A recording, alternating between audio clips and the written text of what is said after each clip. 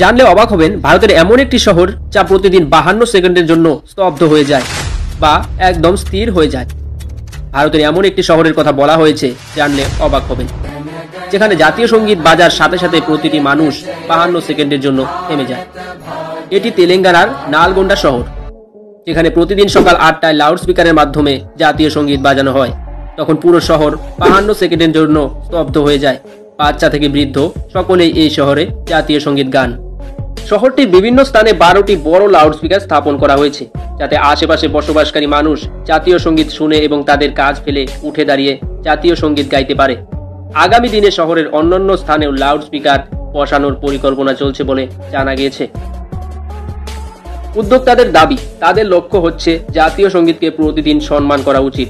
প্রথমে এটি জম্মিকুন্ত নামক জায়গা থেকে প্রতিদিন জাতীয় সঙ্গীত বাজানো হতো। এর দ্বারা অনুপ্রাণিত হয়ে নালগোন্ডার জনগণ উৎসব সমিতি এই প্রচার শুরু করেছে।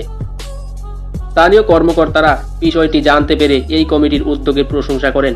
নগরটিতে জাতীয় সঙ্গীত বাজলে শহরের বিভিন্ন স্থানে কমিটির কর্মীরা হাতে তেরঙ্গা নিয়ে দাঁড়িয়ে থাকেন। যখন জাতীয় সঙ্গীত বাজানো হয় তখন ভারতবাসীর জন্য এটি একটি রোমাঞ্চকর মুহূর্ত।